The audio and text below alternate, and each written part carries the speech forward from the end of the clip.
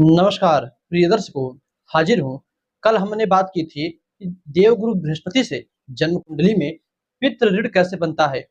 दर्शकों, आज हम बात करेंगे कि बृहस्पति के अलावा भी अन्य ग्रहों से कुंडली में पितृ ऋण बनता है। तो देखिए, बृहस्पति के 4-5 मुख्य सूत्र थे कि देवगुरु बृहस्पति कुंडली के केंद्र भाव में हो तथा शनि कुंडली के दूसरे भाव में हो तो पितृदोष बनता है।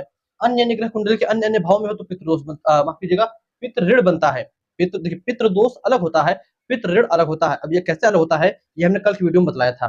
इससे क्या नुकसान होता है, आप समझे कि पितृदोष जैसा ही नुकसान होता है, किंतु सिर्फ उस जातक का। दर्शकों, अन्य ग्रहों से कुंडली में पितृ ऋण कैसे बनता है, आइए यह जाना जाए। दर्शकों, पहला सूत्र कहता है कि जन्म कुंडली में बुध और केतु कुंडली के पहले अथवा 8वें भाव में हो, अलग अलग हो तब भी चलेगा, और मंगल कुंडली के 7वें भाव को छोड़कर किसी भी भाव में हो। यह देखिए, जन्म पत्रिका एक है, खाली जन्म पत्रिका है।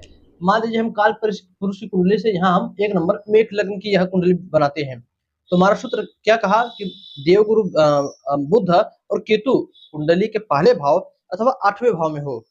तो देव कुंडली का पहला भाव ये हो गया, कुंडली का 8वां भाव ये हो गया। तो इन भावों में बुध अथवा केतु एक साथ बैठे हो अथवा अलग अलग हो तब भी चलेगा, और मंगल 7वें भाव को छोड़कर कुंडली के किसी भी भाव में बैठा हो, मंगल 7वें भाव में नहीं होना चाहिए और किसी भी भाव में बैठा हो तब भी कुंडली में यह पितृ ऋण का पहला सूत्र बनता है।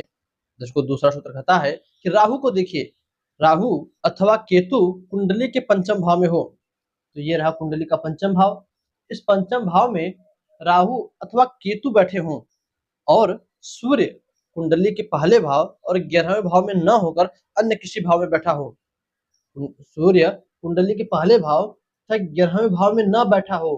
आप अपनी कुंडली देखिए, यदि कुंडली में राहु पंचम भाव में हो, केतु पंचम भाव में हो, तो सूर्य की स्थिति देखिए। क्या सूर्य कुंडली के दूसरे, तीसरे, चौथे, 5वें, 6ठे, 7वें भाव में है, 8वें, 9वें, 10वें भाव में है, 12वें भाव में है, तब भी आपकी कुंडली में यह पितृ ऋण बनता है। सूर्य पहले और 11वें भाव में नहीं होने चाहिए। तीसरा सूत्र कहता है, आप समझ रहे होंगे तो ठीक है, नहीं समझ रहे होंगे तो कमेंट करिएगा, हम पुनः आपको वही कमेंट में बतलाएंगे। तो फिर तीसरा सूत्र कहता है, जन्म कुंडली में चंद्रमा तीसरे अथवा छठे भाव में हो और राहु 8वें और 12वें में न हो। चंद्रमा को लीजिए, ये रहा कुंडली का तीसरा भाव और ये रहा छठा भाव। अब चंद्रमा चाहे तो यहाँ पर बैठे हो चाहे यहाँ पर बैठे हो, बशर्ते शर्त इतनी है कि राहु कुंडली के 8वें भाव और 12वें भाव में नहीं होने चाहिए।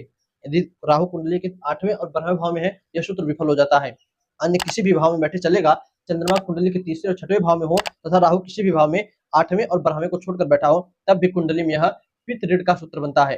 दर्शकों, अपनी जन्म कुंडली देखिएगा, इनमें से यदि कोई भी सूत्र आपकी जन्म कुंडली में बन रहा है तो जी हाँ, आपकी भी जन्म कुंडली में यह पितृ ऋण बन रहा है, यह पितृ ऋण का सूत्र है। पितृ ऋण भी जातक की जन्म कुंडली में होता है, ऐसा जातक अपने पूर्वजों के दोष से परेशान होता है।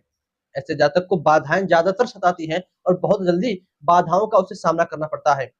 ऐसे जातक का ऑरा जिसे कहते हैं बड़ा ही कमजोर होता है। ऐसे जातक के थोड़ी भी ग्रहों की दशा अरिष्ट होती है, वो तुरंत गिरफ्तार हो जाता है, यानी तुरंत उसे कोई ना कोई दिक्कत होने लगती है।